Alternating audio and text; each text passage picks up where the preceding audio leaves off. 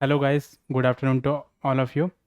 Welcome to Avyan IAS academy. हम लोगों ने एक नई सीरीज़ स्टार्ट करी है जो हमारा UGC net commerce and management का सिलेबस है। उसको हम यूनिट वाइज, अपने टॉपिक वाइज हम उसको स्टार्ट कर रहे हैं। इससे पहले हम लोगों ने कुछ ऑलरेडी 2 और 3 पार्ट हम लोगों ने अपलोड कर रखे हैं। तो आप लोग ज़रा उस पार्ट को ज़रा ज़रूर देखें और हमारी जो सीरीज़ चल रही है उसको जो है वो कंटिन्यू करें।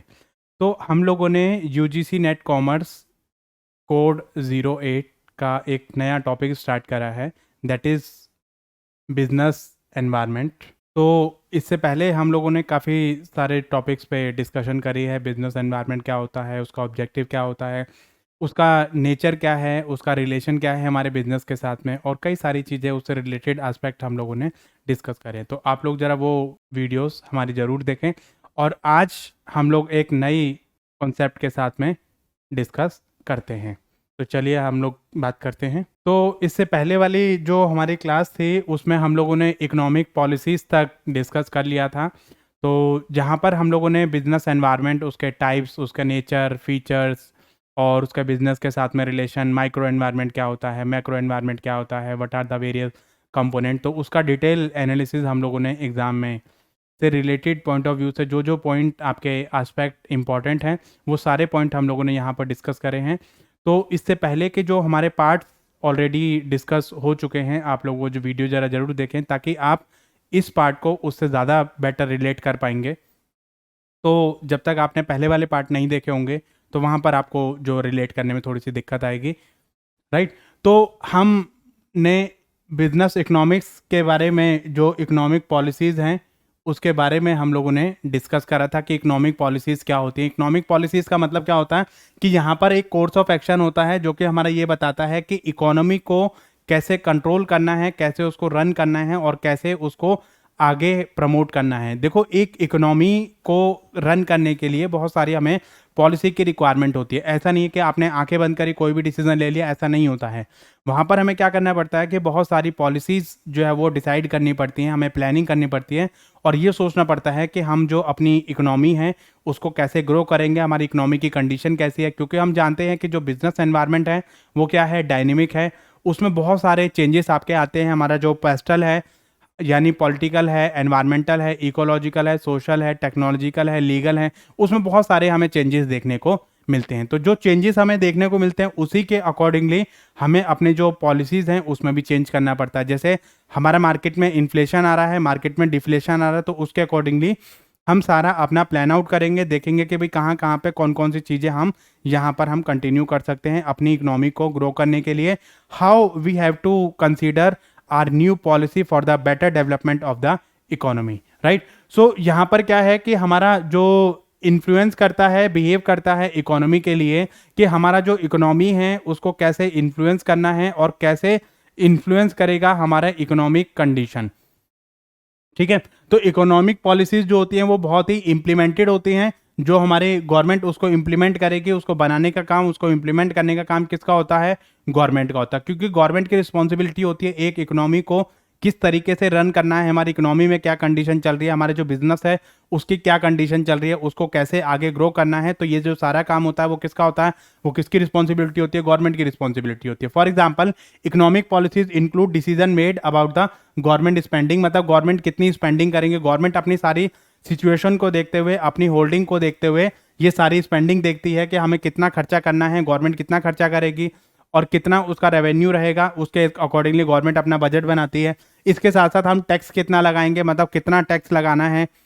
अगर गवर्नमेंट में लोगों के पास पैसा नहीं है, इकोनॉमी में लोगों के पास पैसा नहीं है, गवर्नमेंट ने टैक्स लगा दिया तो गवर्नमेंट का सोर्स ऑफ फंडिंग नहीं रहेगा। गवर्नमेंट को अपना जो टैक्स है उसके अकॉर्डिंगली प्लान करना पड़ेगा। गवर्नमेंट क्या एक्सपेंडिचर करने का प्लान कर रही है वो उसके अकॉर्डिंगली गवर्नमेंट को सोचना पड़ेगा।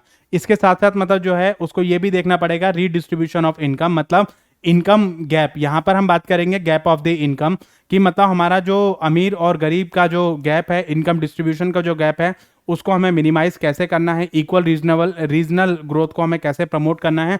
एंड इसके साथ साथ हमारा जो risk to poor and about the supply of the money, means how the supply of the money should be control in the economy. तो इससे रिलेटेड जो भी हमारी पॉलिसीज बनाई जाएंगी that will be consider under the economic policy, right. तो ये हम लोग लास्ट क्लास में डिस्कस कर चुके थे। हमारी जो इकोनॉमिक पॉलिसीज है उसका हमारा क्या गोल रहता है, क्या हमारा ऑब्जेक्टिव रहता है, उसके बारे में थोड़ा सा डिस्कस करते हैं। इसका सबसे पहला जो ऑब्जेक्टिव रहता है वो क्या रहता है, इकोनॉमी को कैसे ग्रो करना है, मतलब इकोनॉमी की जो ग्रोथ रहेगी वो कैसे रहेगी, मतलब हमारा जो इन्फ्लेशन है उसको कंसीडर करना और उसके अकॉर्डिंगली सारा जो फैक्टर्स हैं उनको कंसीडर करने के बाद ही इकोनॉमी को ग्रोथ करना, उसकी पॉलिसीज बनाना, ये सारा हमारा रहता है कि अगर हमारा मार्केट में इन्फ्लेशन है तो हम उसके अकॉर्डिंगली पॉलिसी बनाएंगे, मार्केट में डिफ्लेशन है तो हम उसके अकॉर्डिंगली पॉलिसी बनाएंगे। जैसे मान लो मार्केट में फॉर एग्जांपल हमारा कोरोना आ गया, मार्केट में कोविड आ गया, तो उसके अकॉर्डिंगली जो भी हमारी सिचुएशन चल रही है इकोनॉमी की, उसके अकॉर्डिंगली हम सारी पॉलिसीज बनाएंगे। तो यहाँ पर हमारा इकोनॉमी को कैसे ग्रो करना है, स्टेप बाय स्टेप आपकी कैसे गाइडेंस रखनी है, तो उसके अकॉर्डिंगली हमारी जो इकोनॉमिक पॉलिसीज होती है वो हमारी इंपॉर्टेंट होती हैं। नेक्स्ट आता है आपका फुल एम्प्लॉयमेंट। फुल एम्प्लॉयमेंट का मतलब क्या होता है कि यहाँ पर हम जो है वो लेबर को हम फुल एम्प्लॉयमेंट हम देंगे ताकि लोगों के पास रोजगार रहेगा, लोगों के पास एम्प्लॉयमेंट रहेगी तो वो they can earn the money and they can think about the spending. देखो जब आपके पास लोगों के पास रोजगार रहेगा तो उनके पास इनकम आएगी, इनकम आएगी तो उसको कहीं ना कहीं वो खर्च करेंगे या सेव करेंगे, सेव करके वो बैंक में जब डिपॉजिट करेंगे, बैंक से वो पैसा फिर दोबारा से चैनलाइज आपका हो जाएगा। अगर वो खर्चा करते हैं तब भी वो इंड्यूसमेंट मिलेगी आपको, जो एंटरप्रेन्योर हैं उनको मोटिवेशन मिलेगी, उनकी जो प्रोडक्ट है उसकी डिमांड बढ़ेगी। जब प्रोडक्ट की डिमांड बढ़ती है तो आपको इन सब चीज़ों के बारे में भी डिस्कशन करनी है। तो हमारा जो लोग काम करने के लायक हैं या जो काम करना चाहते हैं उनको एटलीस्ट आप जो वो एम्प्लॉयमेंट प्रोवाइड कराएं ताकि जो पर्सन जिस कैपेबल है उसको वो काम मिल सके और अपने पास जो इनकम आएगी उसकी, उसको वो क्या करेगा, खर्च करेगा on the consumption of the goods and services, right. अपना जो प्राइस है उसको स्टेबिलिटी लेकर आना, ये इकोनॉमिक पॉलिसीज की जो है गोल होता है, उसका एक ऑब्जेक्टिव होता है कि हमारा जो प्राइस है वो स्टेबल रहना चाहिए। अगर हमारा प्राइस बहुत ज़्यादा फ्लक्चुएट होता रहेगा तो हमारी इकोनॉमिक कंडीशन जो बहुत ज़्यादा जो वो चेंजेस आपके देखने को मिलेंगे आपको। तो प्राइस में हमारी स्टेबिलिटी होनी चाहिए। ऐसा नहीं है कि मतलब कल तक 10 रुपए का था, आज वो 20 रुपए का, कल 30 रुपए का, फिर 40 का, फिर 50 का, फिर 45 का। तो उसके हिसाब से मतलब जो है वो आपका प्राइस में स्टेबिलिटी आपकी रहनी चाहिए, फ्लक्चुएशन आपके नहीं होने चाहिए। तो यहाँ पर क्या कहता है, goal of the price stability is to prevent the increase in the general price level, जिसको हम इन्फ्लेशन बोलते हैं। और इसके साथ ऐसा भी नहीं होना चाहिए कि हमारे जनरल प्राइस लेवल जो है वो डिक्रीज हो रहा है। तो आपको ये ध्यान रखना है कि जब आपके जनरल प्राइस लेवल इंक्रीज होता है तो उसको हम क्या बोलते हैं, इन्फ्लेशन बोलते हैं, और जब डिक्रीज होता है तो उसको हम क्या बोलते हैं, डिफ्लेशन बोलते हैं। क्योंकि इससे रिलेटेड भी एक दो बार एग्जाम में क्वेश्चन आया हुआ, इन्फ्लेशन इज द सिचुएशन। देखो यहाँ पर अगर जैसे मान लो प्राइस आपका 5 रुपए था, प्राइस 5 रुपए से बढ़ के 7 रुपए हो गया, तो प्राइस तो आपका इंक्रीज हुआ, तो आप इसको जो वो इन्फ्लेशन नहीं बोलोगे अनटिल अनलेस जब तक आपका कंटिन्यूअस इंक्रीमेंट आपका नहीं होता है over a particular period of time. ठीक है भाई, 1 साल के बाद 2 साल के बाद तो बढ़ना भाई स्वाभाविक है, आपका जर्नल है। लेकिन अगर प्राइस आपके कंटिन्यूटी में आपके बढ़ते जा रहे हैं, जैसे मतलब 10 दिन के बाद, 15 दिन के बाद, 20 दिन के बाद कंटिन्यूस आपके बढ़ते जा रहे हैं, तो उसको हम क्या बोलेंगे, इन्फ्लेशन बोलेंगे। तो इसलिए आपको ये पता होना चाहिए कि जो इन्फ्लेशन है उसको आप कब कंसीडर करोगे, कब कंसीडर उसको नहीं करोगे। ऐसे ही प्राइस अगर हमारे डिक्रीज हो रहे हैं तो उसको हम क्या बोलेंगे, डिफ्लेशन बोलेंगे मार्केट में, राइट। तो ये चीजें हम लोग ऑलरेडी डिस्कस कर चुके थे। तो इसमें हमने कुछ चीजें डिस्कस करी थी कि टाइप्स ऑफ इकोनॉमिक पॉलिसीज हमारी क्या होती हैं। देखो गाइज, ये जो टॉपिक है वो हमारा बहुत इंपॉर्टेंट टॉपिक है। इससे रिलेटेड आपको जो क्वेश्चन है वो एग्जाम में मिलेंगे ही मिलेंगे। क्या है, सबसे पहले हमारा जो इकोनॉमिक पॉलिसीज का टाइप है उसको मॉनेटरी पॉलिसी या क्रेडिट पॉलिसी बोलते हैं। तो कई बार इससे रिलेटेड क्वेश्चन आ जाता है, which of the policy is known as the credit policy of the government, right. तो यहाँ पर आपकी जो क्रेडिट पॉलिसी है उसको हम मॉनेटरी पॉलिसी भी बोल सकते हैं। फिजिकल पॉलिसी को हम बजटरी पॉलिसी भी बोल देते हैं कि मतलब बजट से रिलेटेड जो भी हमारी पॉलिसी होती है that is also known as physical policy. देखो इससे रिलेटेड कई बार एक एग्जाम में आपको क्वेश्चन मिलेंगे। एंड ये जो चीजें हैं वो आपकी एक और टॉपिक है that is called banking and financial institution, वहां पर भी आपका ये जो टॉपिक है वो कवर होगा।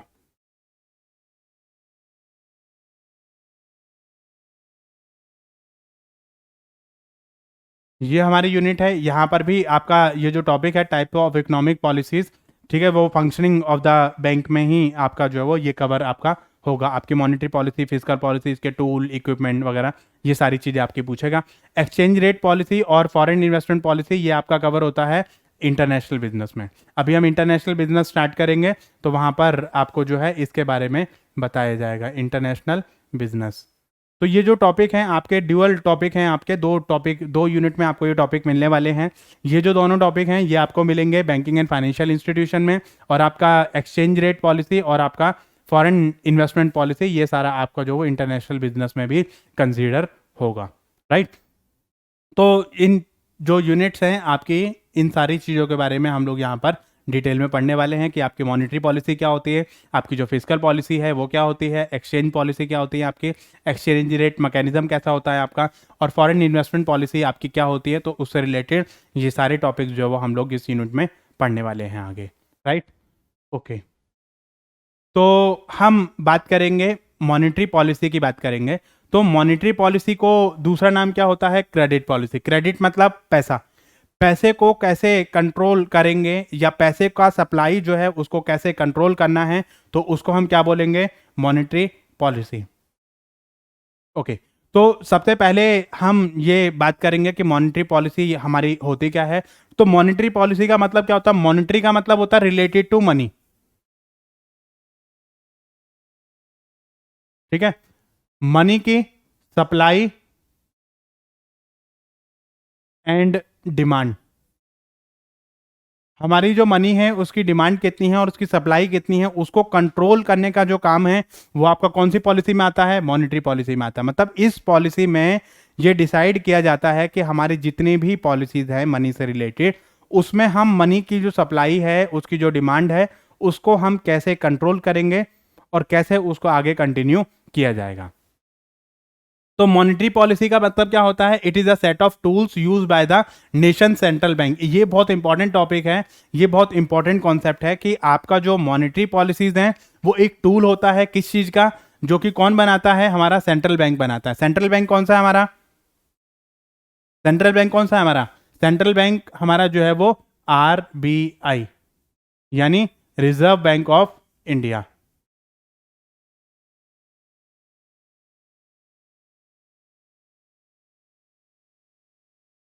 ठीक है, तो आपको यह ध्यान रखना है कि हमारी जो मॉनेटरी पॉलिसी है वो कौन बनाता है, सेंट्रल बैंक या सेंट्रल अथॉरिटी हमारी जो है वो इसको बनाती है, to control the overall money supply and promote the economic growth. And हमारा जो मनी सप्लाई है उसको कैसे कंट्रोल करना है, मनी की कितनी सप्लाई होनी चाहिए मार्केट में, अगर ज़रूरत से ज़्यादा पैसा है मार्केट में तो वो भी बेकार है, ज़रूरत से पैसा कम है तो वो भी बेकार है। तो इसका जो काम होता है वो किसका होता है, ये जो काम है आपका सेंट्रल बैंक का होता है। सेंट्रल बैंक ही इसको परमिट करता है कि भाई कितना मनी सप्लाई आपकी होनी चाहिए और कितनी जो वो कंट्रोल आप कैसे करोगे। तो ये काम जो है वो किसका है, ये काम आपका मॉनेटरी पॉलिसी जो बनाने का काम है वो आपका सेंट्रल बैंक का है। ये हमारा किस में हेल्प करता है, मनी सप्लाई हमारा किस में हेल्प करेगा, to promote the economic growth and employ strategy such as the revising interest rate. तो यहां पर हम क्या क्या करेंगे कि मतलब हमारा जो इंटरेस्ट रेट है उसको रिवाइज करेगा, बैंक रेट जो है, रिजर्व रिक्वायरमेंट जो है उसको चेंज किया जाएगा।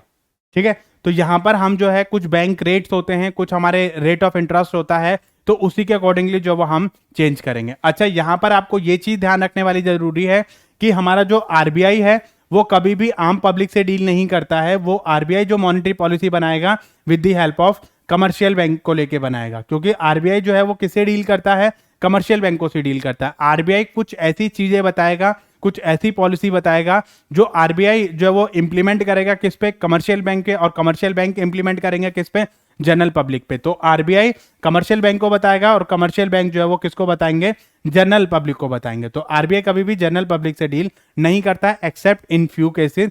तो हमारा जो अकाउंट होता है किस में होता है, कमर्शियल बैंक में होता है। कमर्शियल बैंक का अकाउंट किसके पास होता है, कमर्शियल बैंक का अकाउंट किसके पास होता है, रिजर्व बैंक के पास होता है। और रिजर्व बैंक को हम एपेक्स बॉडी या आपके सेंट्रल बैंक भी कह देते हैं। It is the highest bank of the country.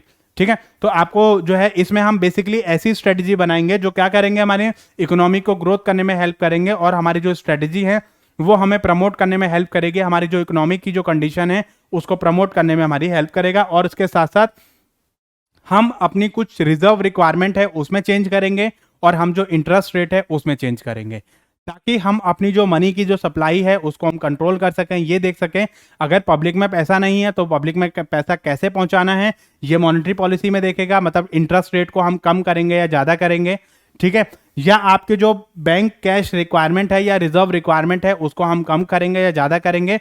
That depend upon the situation of the economy. हमारी जो मनी की जो सिचुएशन है वो कैसी है उसके अकॉर्डिंगली डिसाइड किया जाएगा। Monetary policy in India is undertaken by the authority of reserve Bank of India, मतलब हमारी जो अथॉरिटी है रिजर्व बैंक ऑफ इंडिया या सेंट्रल बैंक ऑफ इंडिया, वो ये बनाने का काम करती है। तो जितनी भी मॉनेटरी पॉलिसी हमारी बनाई जाएंगी वो कौन बनाएगा, हमारी जो है कौन बनाएगा, सेंट्रल अथॉरिटी बनाएगी। तो हम नेक्स्ट जो बात करते हैं, हमारी जो मॉनेटरी पॉलिसी है वो कितने टाइप की होती है। तो मॉनेटरी पॉलिसी हमारी दो तरीके की होती है। कौन कौन सी, एक्सपेंशनरी पॉलिसी और कॉन्टेक्शनरी पॉलिसी। एक्सपेंशनरी पॉलिसी का मतलब क्या होता है, एक्सपेंड कर देना, यहां पर है एक्सपेंड कर देना।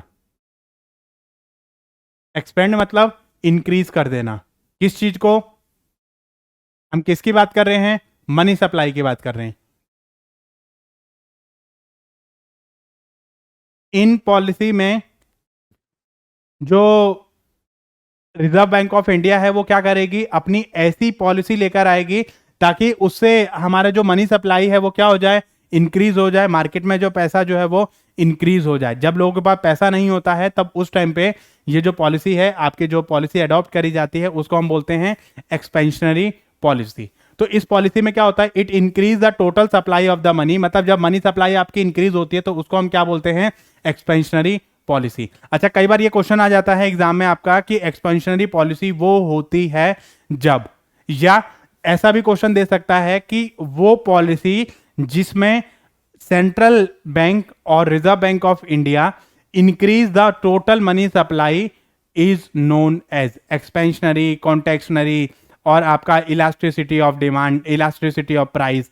ठीक है, तो इस तरीके से भी क्वेश्चन कई बार आपका एग्जाम में आ जाता है। तो क्या कहता है, economy by easing it availability to by lowering the interest rate and its use to stimulate the economic growth. मतलब यहां पे हम बेसिकली क्या करेंगे, अपना जो इंटरेस्ट रेट है उसको क्या करेंगे, कम कर देंगे। इंटरेस्ट रेट जब हमारा कम होगा तो हमारा जो मनी है वो बढ़ जाएगा, मनी सप्लाई बढ़ जाएगा। क्यों, क्योंकि आपकी जो बैंक है वो आपको ज्यादा पैसा देगी, मतलब लोअर रेट ऑफ इंटरेस्ट पे आपको पैसा देगी। तो जहां पर जो इंटरेस्ट रेट है वो क्या करेंगे, कम करेंगे। जब इंटरेस्ट रेट कम करेंगे तो आपको पैसा मिलेगा, ज्यादा पैसा मिलेगा, तो आप जो है वो उसको खर्च करोगे। जब खर्च करोगे तो मार्केट में अपनी जो डिमांड है वो बढ़ेगी। तो आपको यह ध्यान रखना है कि इंटरेस्ट रेट और एक्सपेंशनरी पॉलिसी का क्या लिंक होता है। जब इंटरेस्ट रेट आपका घटेगा तो आपकी जो मनी सप्लाई है वो क्या हो जाएगी, बढ़ जाएगी। इनमें इनवर्स रिलेशन आपका होता है। जब इंटरेस्ट रेट घटेगा तो मनी सप्लाई आपकी बढ़ जाएगी, क्योंकि बैंक आपको सस्ते दामों में, आपको सस्ते रेट ऑफ इंटरेस्ट पे आपको लोन जो वो प्रोवाइड कर देगा। जब बैंक आपको लोन प्रोवाइड करता है तो पैसे लेके करोगे क्या, कहीं ना कहीं आप खर्च करोगे। जब खर्च करोगे तो वो सारा आपका क्या हो जाएगा, मार्केट में पैसा आ जाता है, उसको बोलते हैं एक्सपेंशनरी पॉलिसी। इसका उल्टा होता है कॉन्ट्रेक्शनरी। कॉन्ट्रेक्शनरी मतलब डिक्रीज कर देना, यानी कॉन्ट्रैक्ट कर देना, मतलब सिकोड़ देना। ठीक है, यहां पर जो है इसका उल्टा हो जाएगा। उल्टा क्या होगा कि आपका जो इंटरेस्ट रेट है वो बढ़ा दिया जाएगा। जब इंटरेस्ट रेट आपका बढ़ जाएगा तो मनी सप्लाई आपकी कम हो जाएगी, क्योंकि आप जो है वो क्या करोगे, लोन आपके सारे महंगे हो जाएंगे। जब लोन महंगा हो जाएगा तो जिसको बहुत ज्यादा जरूरत होगी वही बंदा जो है वो मार्केट से पैसा लेगा, या मार्केट में ऑलरेडी मतलब इतना सारा पैसा घूम रहा है तो वो क्या करेंगे, इंटरेस्ट रेट को आपके बढ़ा देंगे। जब इंटरेस्ट रेट बढ़ेगा तो आपका जो मार्केट में जो लोन है वो सारे क्या हो जाएंगे, महंगे हो जाएंगे। क्रेडिट वाला जो सिस्टम है वो आधा रह जाएगा, तो यहां पर आपका जो मनी सप्लाई है वो कम हो जाएगी। जैसे फॉर एग्जांपल, पहले आपका जो रेट ऑफ इंटरेस्ट था वो 10% था, अब आपका जो है वो 8% हो गया है। ठीक है, यहां पर आपका इंटरेस्ट रेट जैसे ही घटता है तो आप क्या करते हो, आप सोचते हो कि बैंकों से लोन लेना सस्ता है, बैंक आपको इजी टर्म्स एंड कंडीशन पे आपको लोन दे रहा है, तो वहां पर आपका जो है वो जैसे ही आप इसको इंक्रीज मतलब डिक्रीज करोगे तो आपकी जो मनी सप्लाई है वो क्या हो जाएगी, इंक्रीज हो जाएगी। और इंक्रीज होते ही ये जो पॉलिसी है वो हमारी क्या बन जाएंगी, एक्सपेंशनरी पॉलिसी बन जाएगी।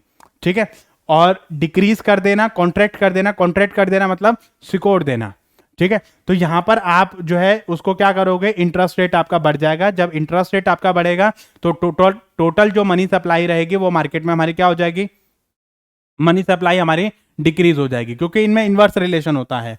जब इंटरेस्ट रेट आपका बढ़ेगा तो मनी सप्लाई आपकी कम होगी, जब इंटरेस्ट रेट आपका घटेगा तो मनी सप्लाई आपकी बढ़ जाएगी। तो इसमें जो according to the situation of the economy ये जो चीजें हैं वो हमारी क्या देखी जाती हैं, मतलब गवर्नमेंट जो है हमारी सेंट्रल बैंक ऑफ अथॉरिटी जो है आपको गाइड करेगी कमर्शियल बैंक को कि भैया ये चीजें हैं, मार्केट में ये सिचुएशन है, तो उसके अकॉर्डिंगली हमें एक्सपेंशनरी पॉलिसी फॉलो करनी है या कॉन्टेक्शनरी पॉलिसी फॉलो करनी है, तो वो अकॉर्डिंग टू द सिचुएशन हमें देखा जाता है। तो एक टाइम पे गवर्नमेंट जो है वो आपकी सेंट्रल बैंक आपको एक ही पॉलिसी आपकी फॉलो करेगी, या तो वो एक्सपेंशनरी फॉलो करेगी या कॉन्टेक्शनरी फॉलो करेगी। तो अकॉर्डिंग टू द सिचुएशन ये सारी पॉलिसी जो वो हमारी इसमें अडॉप्ट करी जाती है। हम अगर इंटरेस्ट रेट को बढ़ा रहे हैं तो हमारा जो मनी सप्लाई है वो कम हो जाएगा, तो वो पॉलिसी हमारी क्या बन जाएंगी, कॉन्टेक्शनरी पॉलिसी। अगर हम इंटरेस्ट रेट को घटा रहे हैं तो हमारी जो मनी सप्लाई है वो बढ़ जाएगी, और जैसे ही मनी सप्लाई हमारी बढ़ती है तो हमारा जो पॉलिसी है वो क्या हो जाएंगे, हमारी expansionary policy. Is it clear to all of you? Expansionary policy क्या होती है और आपकी कॉन्टेक्शनरी पॉलिसी क्या होती है? एक्सपेंड कर देना मतलब बढ़ा देना, मनी सप्लाई को बढ़ा दो। कॉन्ट्रैक्ट कर देना मतलब आप मनी सप्लाई को कम कर दो। पहले इतनी मनी सप्लाई थी, अब वो आपकी इतनी रह गई है। एक्सपेंशनरी में पहले इतनी थी, अब उसको बढ़ा के इतना कर दो, राइट? तो ये चीजें हमारी इसमें आ जाती हैं। हम मनी सप्लाई क्यों करते हैं, हम जो है मॉनेटरी पॉलिसीज क्यों बनाते हैं? तो इसमें हमने, जैसे कि हमने थोड़ा सा पहले वाले पार्ट में हमने डिस्कस किया, क्या डिस्कस किया कि हमारा ये जो है मनी जो अवेलेबल कितना रहेगा मार्केट में, इन सब चीज़ों से हमारा डिपेंड करेगा। क्योंकि अगर ज़रूरत से ज़्यादा पैसा मार्केट में है तो उसकी जो डिमांड है वो कम हो जाएगी, उसकी जो वैल्यू है वो आपकी कम हो जाएगी। जैसे मान लो फॉर एग्जांपल, अगर एक चीज़ की सप्लाई एक लिमिट से ज़्यादा बढ़ जाती है तो वो हर दूसरी तीसरी दुकान पे आपका अवेलेबल हो जाता है, तो उसका जो प्राइस है वो क्या हो जाएगा, डिक्रीज हो जाएगा। अगर ऐसे ही उस चीज़ की शॉर्टेज हो जाती है तो उसकी डिमांड आपकी बढ़ने लग जाती है। जब डिमांड बढ़ेगी तो आपका प्राइस ऑटोमेटिकली उसी के हिसाब से एडजस्ट हो जाएगा। तो यहां पर क्या कहता है कि हमारा जो रीजनेबल रेट है वो मनी का हमेशा अवेलेबल होना चाहिए। अगर जरूरत से ज्यादा पैसा है तो वो भी बेकार है, और जरूरत से कम पैसा है तो वो भी बेकार है। And sufficient quantities at the appropriate time in order to achieve. तो मतलब हमारा यहाँ पर जो है हमेशा मार्केट में हमारे पास अवेलेबल क्वांटिटी जितनी हमें रिक्वायरमेंट है उतना हमेशा अवेलेबल होना चाहिए। अगर ज़रूरत से ज़्यादा है तो वो भी आपका बेकार है, ज़रूरत से कम है तो वो भी आपका बेकार है। इससे हमारा मनी सप्लाई पे इफेक्ट पड़ता है। जब मनी सप्लाई पे इफेक्ट पड़ेगा तो हमारा जो जीडीपी है और जो डिमांड है उस पर भी हमारा फर्क पड़ने वाला है। तो इससे हमें जो मॉनेटरी पॉलिसी है वो हम क्यों लेकर आते हैं, ताकि हमारा जो प्राइस है उसमें स्टेबिलिटी रहे। अगर मान लो मार्केट में पैसा नहीं है तो प्राइस में चेंजेस आएंगे। अगर मार्केट में ज़रूरत से ज़्यादा पैसा है तब भी हमारा प्राइस में जो वो चेंजेस आपको देखने को मिलेंगे। क्योंकि जब मार्केट में ज़्यादा पैसा रहता है तो लोग क्या करते हैं, ऑप्शन आप कुछ भी चीज़ें खरीदते रहते हैं। मेरे पास पैसा है तो मैं ये भी खरीद लूंगा, वो भी खरीद लूंगा, ये भी खरीद लूंगा, वो भी खरीद लूंगा। तो उससे क्या है, मेरी डिमांड जो वो इफेक्ट आपको देखने को मिलेगा। ठीक है। Accelerate growth of the economy, क्योंकि अगर इससे हमारी जो इकोनॉमी है उसकी ग्रोथ पे भी हमारा बहुत फर्क पड़ता है। मतलब एक मार्केट में एक इकोनॉमी को ग्रो करने के लिए, एक स्मूथ रनिंग के लिए, स्मूथ फंक्शनिंग के लिए आपका ये चीज़ें बहुत ज़रूरी होती हैं कि हम अपने बिजनेस को किस तरीके से इंक्रीज करेंगे, कैसे उसको ग्रोथ करेंगे, कैसे उसको आगे कंटिन्यू करेंगे। तो ये चीज़ें हमारे लिए बहुत ज़्यादा ज़रूरी रहती हैं। नेक्स्ट आपका आता है exchange rate stabilization. Exchange rate stabilization का मतलब ये रहता है कि हमारा जो एक्सचेंज रेट होता है उसको हम कैसे स्टेबल करें। एक्सचेंज रेट का मतलब क्या होता है कि व्हेन वन करेंसी को हम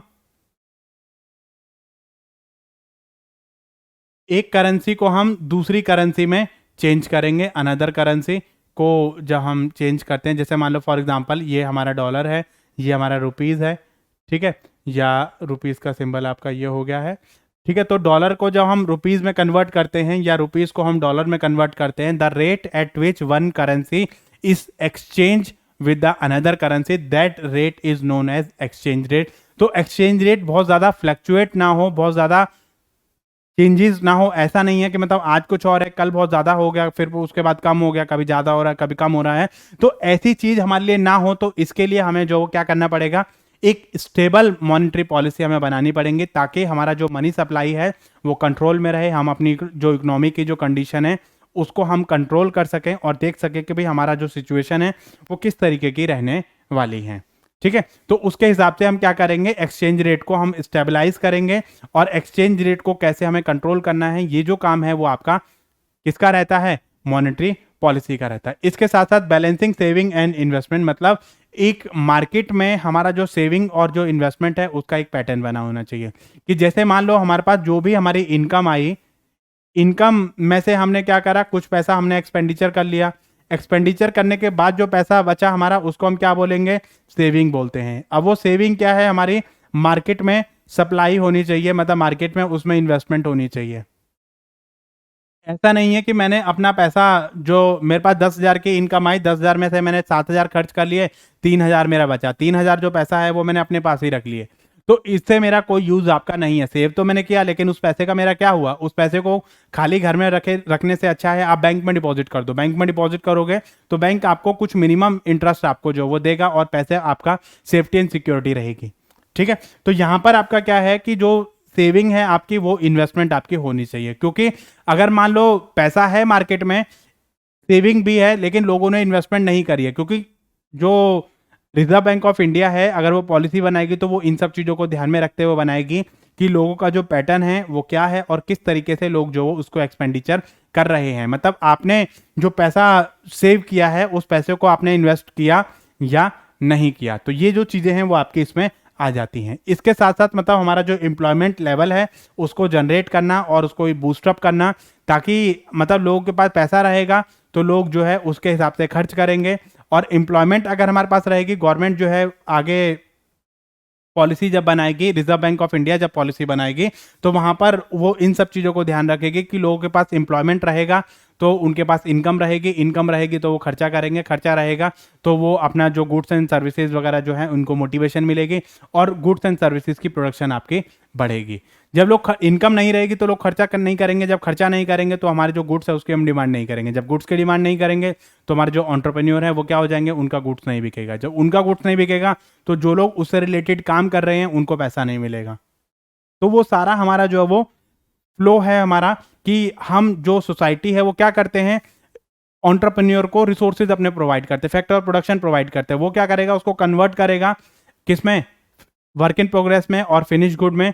ठीक है, उसको कन्वर्ट करने के बाद वो कस्टमर को सप्लाई करेगा और उसके बदले में जो फैक्टर ऑफ पेमेंट हमने दिए थे, उसके बाद फैक्टर ऑफ प्रोडक्शन, उसके बदले में हमें जो पेमेंट मिलेगी। ठीक है, हमने अगर बिल्डिंग दी थी तो क्या मिलेगा, हमें रेंट मिलेगा। ठीक है, हमने पैसा दिया था यानी कैपिटल दी थी तो उसके बदले में हमें इंटरेस्ट मिलेगा। और अगर हमने कहीं पर काम किया था तो उसके बदले में वेजेस और लेबर मिलेगी, हमारा जो भी वेजेस हैं वो हमें मिलेंगे। अगर मैं एंटरप्रेन्योर हूँ तो मैं अपना प्रॉफिट रख लूँगा, तो इसके बदले में सारा मुझे जो पैसा मिलेगा, एंटरप्रेन्योर जो है वो आपको सारा पैसा डिस्ट्रीब्यूट करेगा, आपको जितना जितना जिसका पैसा है, रेंट है, इंटरेस्ट है और ये जो कंपल्सरी एक्सपेंसेस हैं वो सारे आपके पे करे जाएंगे। और इनको पे करने के बाद जो भी पैसा हमारा बचता है वो सारा जो है वो इनमें डिस्ट्रीब्यूट कर दिया जाएगा। और करने के बाद हम जो है अपनी जो भी हमारे पास इनकम आई है उसके अकॉर्डिंगली मैं खर्च करूंगा। अगर मेरी इनकम 10,000 की है तो मैं 10,000 के अकॉर्डिंगली खर्च करूंगा, अगर मेरी इनकम 1,00,000 की है तो मैं 1,00,000 के अकॉर्डिंगली खर्च करूंगा। तो जैसी ही मेरी इनकम वैसा ही मेरा एक्सपेंडिचर पैटर्न बन जाएगा। इनकम मेरी इंक्रीज होते जाएगी, मेरा एक्सपेंडिचर जो वो इंक्रीज होता जाएगा। जब मेरी इनकम कम थी तो मेरा खर्चे कम थे, लेकिन जब मेरी इनकम ज़्यादा थी तो अब मैं उसके हिसाब से जो खर्चा बढ़ा दूंगा। ठीक है, इसके बाद हमारी जो फाइनेंशियल स्टेबिलिटी है वो आपका लेकर आना, क्योंकि हमारे जो बैंक हैं और जो अदर जो चीज़ें हैं, हमारे फाइनेंशियल इंस्टीट्यूशन हैं, वो सब हमारे किसके बेसिस पे चलते हैं, वो सब हमारे मनी सप्लाई के बेसिस पे चलते हैं। तो इनके लिए इनकी ग्रोथ करना और इनका आगे स्टेबल रखना, उनकी जो पॉलिसीज़ हैं वो इस तरीके से हम बनाएंगे ताकि ये जो है वो आगे स्टेबल हो सकें और आगे इनकी ग्रोथ जो है वो पॉसिबल हो सके। तो उसके अकॉर्डिंगली हम ये सारा जो सिस्टम है उसको मेंटेन करेंगे ताकि हमारी जो मॉनेटरी पॉलिसी है वो हमारा रीजनेबल रेट पे हमारा जो मनी सप्लाई है वो अवेलेबल हो सके। लोगों के लिए जितनी ज़रूरत है उतना अमाउंट हमेशा अवेलेबल होना चाहिए, ना ज़रूरत से ज़्यादा और ना ज़रूरत से कम। ठीक है, तो यहाँ तक आपको समझ आया कि भाई हमारी मॉनेटरी पॉलिसीज़ क्या होती हैं, हमारी टाइप्स ऑफ मॉनेटरी पॉलिसी क्या होती हैं और हमारे ऑब्जेक्टिव क्या होता है। कई बार ये क्वेश्चन आ जाता है कि विच of the following is not a objective of monetary policy. तो आपको ध्यान रखना है कि क्या क्या ऑब्जेक्टिव हो गए।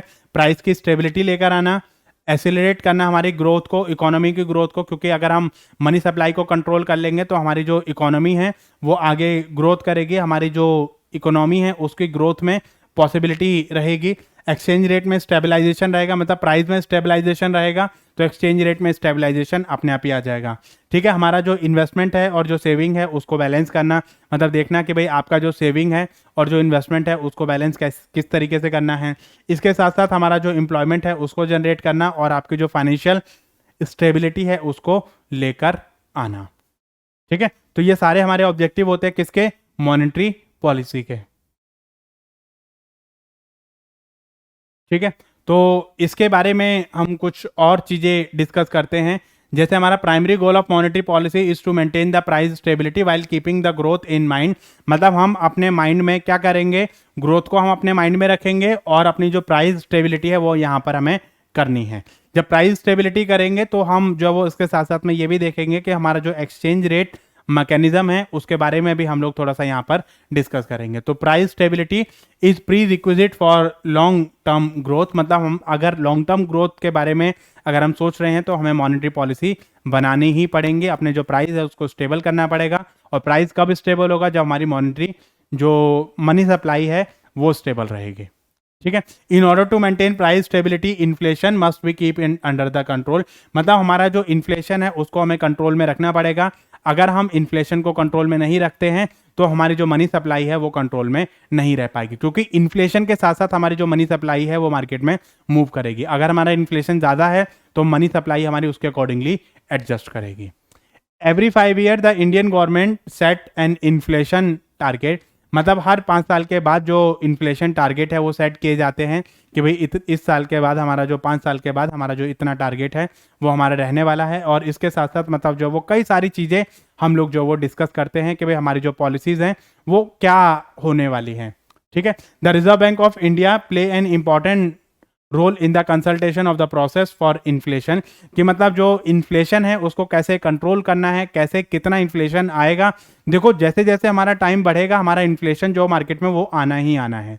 तो अब वो कितना इन्फ्लेशन आता है, जैसे अगर अभी आपने देखा यूक्रेन के हालात आपने देखे, अभी श्रीलंका के हालात आपने देखे, पाकिस्तान के हालात आपने देखे, चाइना के, और जो कई सारी कंट्रीज ऐसी हैं उसके हालात, उनके जो इकोनॉमी है वो कई सारी जो है फेजेस से हमारी गुजरी है। हमारे इंडिया के खुद के हालात मतलब ऐसे हो गए थे कि प्राइस में हमारा बहुत सारा चेंजेस हमें देखने को मिल रहा है। हमारा जो एम्प्लॉयमेंट लेवल है वो हमारा चेंज हो गया है, हमारा जो प्राइस लेवल है वो हमारा चेंज हो गया है। अब आप देखो तो हर चीज़ पे हमारा जो वो महंगाई आपकी हो गई है। तो इससे हमारा क्या है कि जो जनरल प्राइस लेवल है वो हमारा इंक्रीज हो गया है। अब जैसे हम पेट्रोल की बात करें, हम रसोई गैस की बात करें, या हम जो असेंशियल आइटम्स हैं उनकी बात करें, आटा, दाल, चावल और ये जो हमारे असेंशियल कमोडिटीज़ हैं, इन पे भी आप देखो डे बाय डे हमारे जो प्राइस हैं वो आपके बढ़ रहे हैं। तो ये सब क्या है, वो हमारा इन्फ्लेशन हमारा बढ़ रहा है।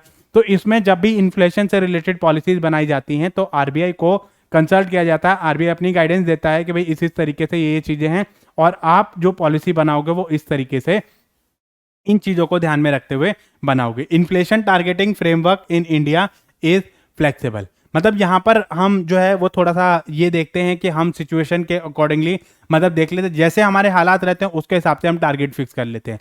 अगर हमारी कंडीशन ठीक है तो हम अपने टारगेट उसके हिसाब से फिक्स कर लेंगे।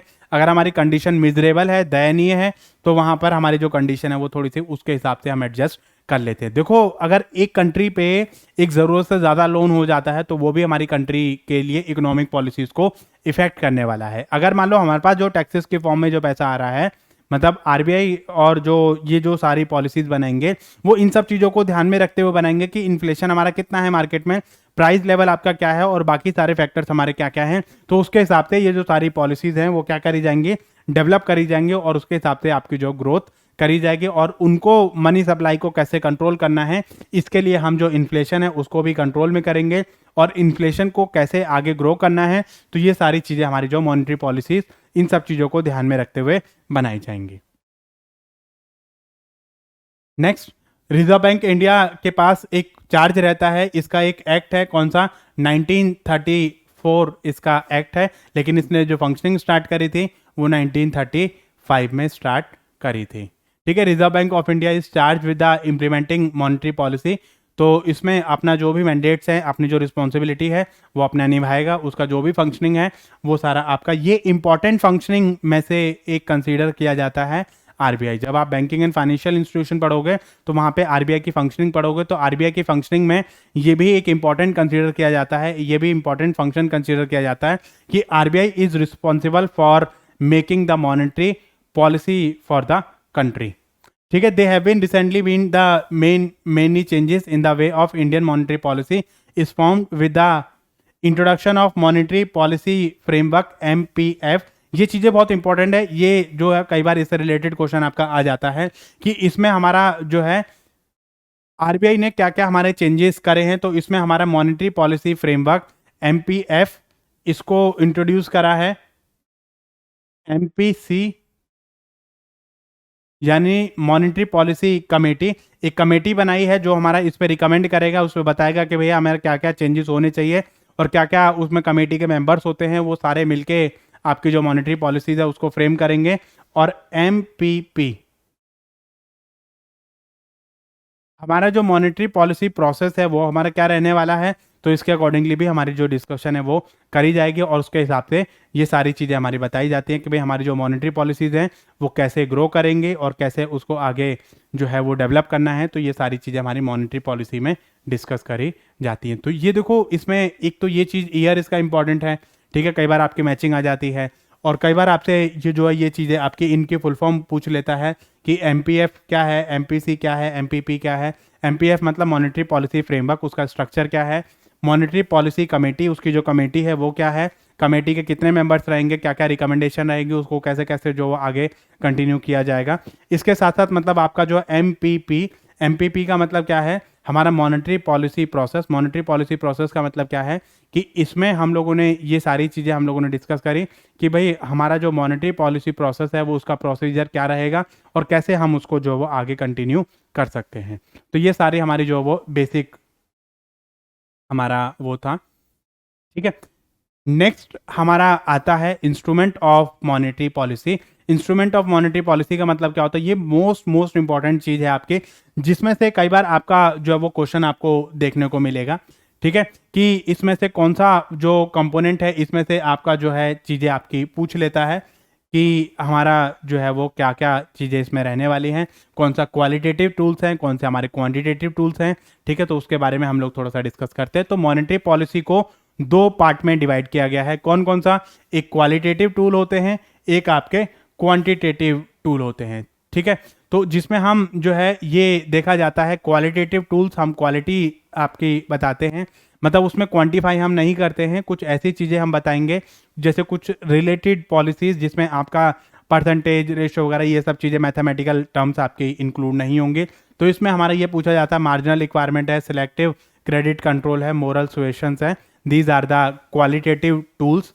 और कुछ हमारे क्वांटिटेटिव टूल्स होते हैं। क्वांटिटेटिव को हम दो पार्ट में डिवाइड कर सकते हैं, CRR, SLR और आपकी रीफाइनेंस फैसिलिटी, ठीक है। तो ये सब हमारे डायरेक्ट उसमें आ जाते हैं।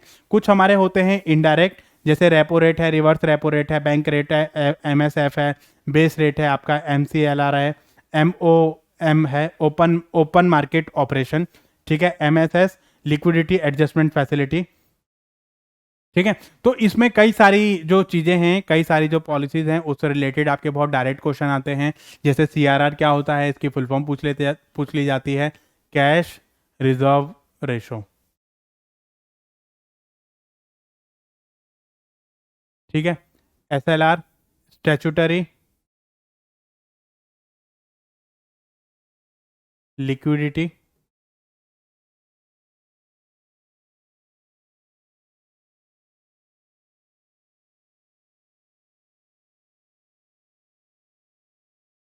रेशो। इसमें आपका ये इंपॉर्टेंट है, आपका repo rate, reverse repo rate, bank rate important है और आपका ओपन मार्केट ऑपरेशन इंपॉर्टेंट है और आपका LAF ये इंपॉर्टेंट है, ठीक है। इससे रिलेटेड आपके जो क्वेश्चन है वो एग्जाम में आपको देखने को मिलते हैं, ठीक है, ताकि आपसे ये पूछ लिया जाता है। इसमें से पहला क्वेश्चन तो आपका ये बनेगा कि कौन सा इसमें से क्वालिटेटिव टूल है, कौन सा आपका क्वांटिटेटिव टूल है, ठीक है। तो आपको ये ध्यान रखना है। दूसरा वो आपसे पूछ लेगा कि भाई इनमें से जो चीज़ें हैं वो आपकी क्या क्या चीज़ें, जैसे मार्जिनल रिक्वायरमेंट है, सिलेक्टिव क्रेडिट कंट्रोल है, मोरल सिचुएशन है, वो हो सकता है एक सिचुएशन आपको दे दे, सिचुएशन के अकॉर्डिंगली बोल दे कि भाई ये चीज़ें हमारी क्या हैं, ये इस पॉलिसी को हम क्या बोलेंगे। तो इसलिए आपको इन सब चीज़ों को ध्यान रखना है कि कौन कौन सी पॉलिसी हमारी इसमें आएंगी, मार्जिनल रिक्वायरमेंट से रिलेटेड, सिलेक्टिव क्रेडिट कंट्रोल से रिलेटेड और आपका मोरल सुएशन से रिलेटेड। तो इससे रिलेटेड जो चीज़ें हैं वो आपकी इसमें देखने को आपको मिलेंगी, ठीक है। तो उसमें हम ये सारी चीज़ें देखते हैं कि हमारी जितने भी पॉलिसीज़ हैं उसमें हम क्या क्या चीज़ें देखने को हमें मिलेंगी, राइट। तो वन बाय वन हम इन सब चीज़ों को डिस्कस करते हैं, ठीक है। तो सबसे पहले हम बात करते हैं ओपन मार्केट ऑपरेशन की, OMO जिसको हम बोलते हैं, OMO। Open market operation. Open market operation का मतलब यहां पर क्या होता है, यहां पर आरबीआई क्या करता है, अपनी सिक्योरिटीज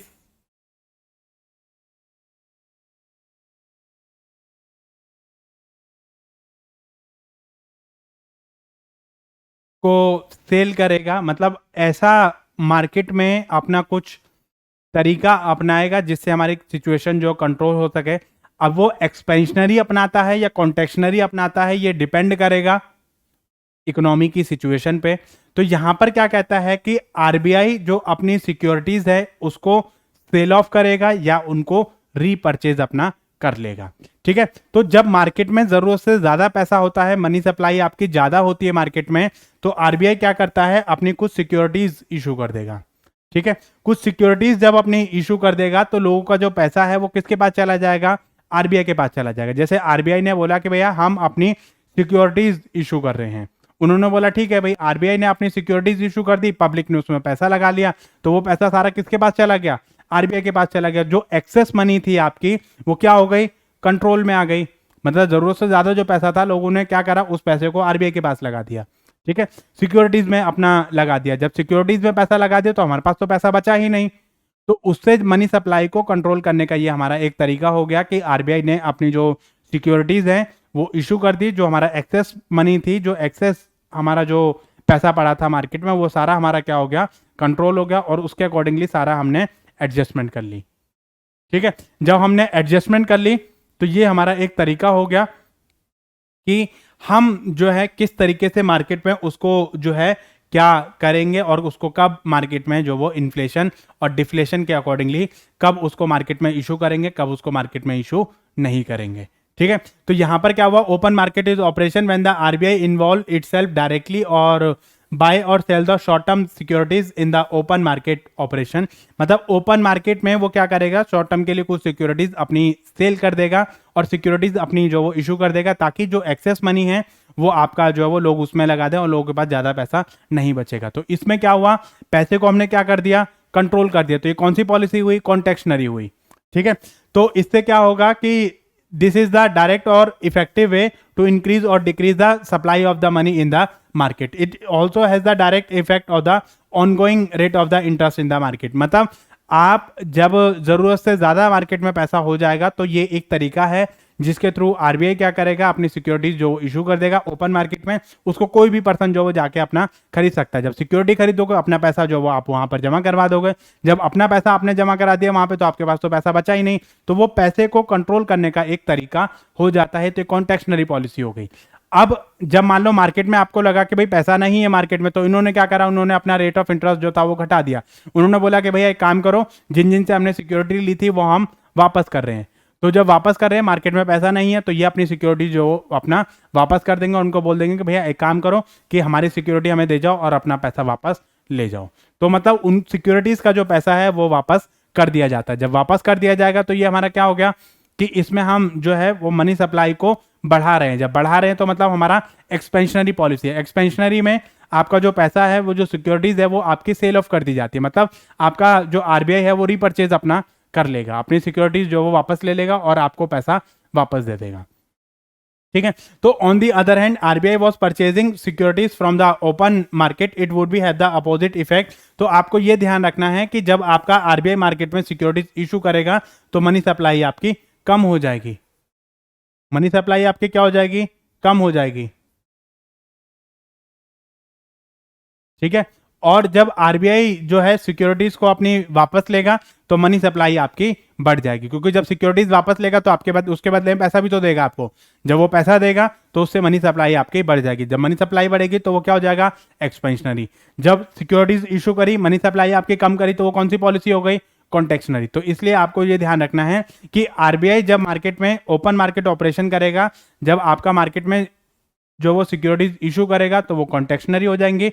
ठीक है, क्योंकि वो पैसा लेने का एक तरीका है। जब वो आपका बायबैक करेगा उनको, तो वो क्या करेगा, आपको आपका पैसा जो वापस दे दिया जाएगा, अपनी सिक्योरिटी जो वो ले लेगा। तो ये एक तरीका होता है मार्केट में, शॉर्ट टर्म के लिए रहता है, लॉन्ग टर्म के लिए इसलिए नहीं रहेगा क्योंकि ये जो आपका एक्सेस मनी जो है वो शॉर्ट पीरियड ऑफ टाइम के लिए ही रहती है, क्योंकि इसमें जो पैसा है वो इस तरीके से जो आरबीआई है वो डायरेक्ट ऑपरेशन करता है अपना, और मार्केट में आपकी जो चीजें हैं वो क्या करेगा, उसके हिसाब से एडजस्ट कर देगा, राइट। तो ये जो चीजें हैं ये समझ आया आपको। ओपन मार्केट ऑपरेशन क्या होता है? ओपन मार्केट ऑपरेशन का मतलब होता है it is the action of the RBI that is directly inverted to invite the person to purchase the securities that are issued by the RBI. तो RBI को securities अपनी इशू करेगा, उन securities को ओपन मार्केट में कर दिया जाता है, उनको बोल दिया जाता है कि भैया जो भी आपका पर्सन इसको खरीदना चाहता है वो आराम से इजीली इस ऑपरेशन को कर सकता है, इसको जो वो अपनी जो सिक्योरिटीज है उसको परचेज कर सकता है, ठीक है। तो ये चीजें आपकी इसमें आ जाती हैं। नेक्स्ट आता है आपका बैंक रेट। बैंक रेट का मतलब क्या होता है कि ये भी हमारा एक मोस्ट इंपॉर्टेंट एस्पेक्ट है हमारा बैंक रेट। इससे रिलेटेड भी आपका जो चीजें हैं वो आपकी इसमें आती हैं कि बैंक रेट हमारा क्या होता है। तो इसमें हमें देखना है कि one of the most effective instrument जो है वो हमारा क्या होता है, बैंक रेट होता है। कि हमारा जब भी मॉनेटरी पॉलिसी हमारी बनाएगी तो बैंक रेट का हमारा बहुत इंपॉर्टेंट रोल होता है जब भी मॉनेटरी पॉलिसीज हमारी डिजाइन करी जाती है। ये क्या बताता है? A bank rate is essentially the rate at which RBI lend money to the commercial bank without any securities और कोलेट्रल। तो यहां पर क्या है कि आरबीआई जो है वो मनी लैंड करेगा किसको? आरबीआई किसको लैंड करेगा? कमर्शियल बैंक को। आरबीआई ने पैसा दे दिया किसको? कमर्शियल बैंक को। जिस रेट पे आरबीआई ने कमर्शियल बैंक को पैसा दिया विदाउट एनी सिक्योरिटी। तो ये कई बार आपका पूछ लेता है कि ऐसी सिक्योरिटी मतलब ऐसा अमाउंट जो आरबीआई लैंड करता है कमर्शियल बैंक को विदाउट एनी सिक्योरिटी, तो उसको हम क्या बोलते हैं? उसको हम बोलते हैं बैंक रेट। और collateral security it also standard rate at which the RBI will buy और discount bill the exchange and such other commercial instrument. तो इस रेट पे आरबीआई जो है वो क्या करता है, अपने जो सिक्योरिटीज हैं या आपका जो बिल ऑफ एक्सचेंज है उसको डिस्काउंट करने का जो काम है वो कौन करेगा? आरबीआई करेगा। मतलब आरबीआई ने कमर्शियल बैंक को पैसा दिया, ठीक है, उनको बोला कि भैया ये रेट पे हम आपको पैसा देंगे। आरबीआई जिस रेट पे पैसा देगा उसके अकॉर्डिंगली जो कमर्शियल बैंक है वो आगे पैसा देंगे। अगर हमारा बैंक रेट बढ़ता है तो हमारा जो लोन है वो भी महंगा हो जाएगा। लोन महंगा होगा तो हमारी जो मनी सप्लाई है वो क्या हो जाएगी? कम हो जाएगी। तो ये हमारा क्या हो गया? इंटरेस्ट बैंक रेट हमारा जब बढ़ा तो इससे मनी सप्लाई हमारी कम हो गई। तो ये हमारी कौन सी पॉलिसी है? Contractionary policy. क्योंकि जैसे ही हमारा बैंक रेट बढ़ेगा तो हमारे जो लोन है वो महंगे हो जाएंगे। क्योंकि जब बैंक कमर्शियल बैंकों को खुद महंगा मिल रहा है तो वो आपके सस्ते दामों पे कैसे दे देंगे आपको? वो खुद नहीं दे सकते, क्योंकि उसमें तो ये कमर्शियल बैंक ने मतलब जो है वो आरबीआई से लिया, अब जो है कमर्शियल बैंक आपको देंगे। तो जो जिस रेट पे मान लो आरबीआई ने कमर्शियल बैंक को दिया है, अब उस रेट पे तो आपको मिलेगा नहीं। उसमें क्या करेगा? वो थोड़ा बहुत एक्स्ट्रा परसेंटेज अपना जो ऑपरेटिंग एफिशिएंसी, अपना प्रॉफिट कॉस्ट वगैरह इन सब चीज़ों को ऐड करके वो आपको महंगा ही देंगे। जो आपको महंगा देंगे तो वो आपकी मनी सप्लाई आपको कम कर देंगे, ठीक है। जब मनी सप्लाई आपकी कम हो जाएगी तो ये पॉलिसी कौन सी हो गई? हमारी कॉन्ट्रैक्शनरी पॉलिसी हो गई, ठीक है। It refund with the commercial bank for the short time period so that the RBI constantly changes these rate to control the flow of the money और according to the economic situation. जैसे ही हमारे market में situation कम होती है, up होती है, down होती है, तो उसके हिसाब से बैंक रेट आपका एडजस्ट होता रहता है। बैंक रेट आपका बढ़ गया तो आपकी मनी सप्लाई कम हो गई। बैंक रेट आपका घट गया, लोन आपका जो है वो, बैंक रेट अगर आपका सस्ता हो जाएगा तो आपका जो लोन है उसका इंटरेस्ट रेट भी आपका सस्ता हो जाएगा। तो इससे आपकी जो मनी सप्लाई है वो क्या हो जाएगी? बढ़ जाएगी। जब मनी सप्लाई आपकी बढ़ेगी तो आपके पास जो पैसा है वो आना शुरू हो जाएगा। मनी सप्लाई आपकी बढ़ गई मतलब बैंक रेट हमारा कम हुआ तो लोन हमारा सस्ता हो गया, और सस्ता होने की वजह से हमारी जो मनी सप्लाई है वो हमारी बढ़ जाती है। तो मनी सप्लाई बढ़ने की वजह से हमारा जो कंट्रोल है, जो पैसा है, वो उसके अकॉर्डिंगली एडजस्ट हो जाएगा। तो यहाँ पर जब हमारा बैंक रेट कम होता है तो ये एक्सपेंशनरी पॉलिसी है, मतलब इससे हमें मनी सप्लाई को बढ़ाने का मौका मिलता है, ठीक है। सो यहाँ पर हमने देखा कि ओपन मार्केट ऑपरेशन क्या होता है और हमारा जो बैंक रेट है वो क्या होता है। I hope you guys like this monetary policy component and चलिए हम लोग मिलते हैं नेक्स्ट पार्ट में। So thanks for watching video and इससे आगे के जो पार्ट हैं वो हम लोग नेक्स्ट पार्ट में कंटिन्यू करेंगे, राइट? Thank you guys.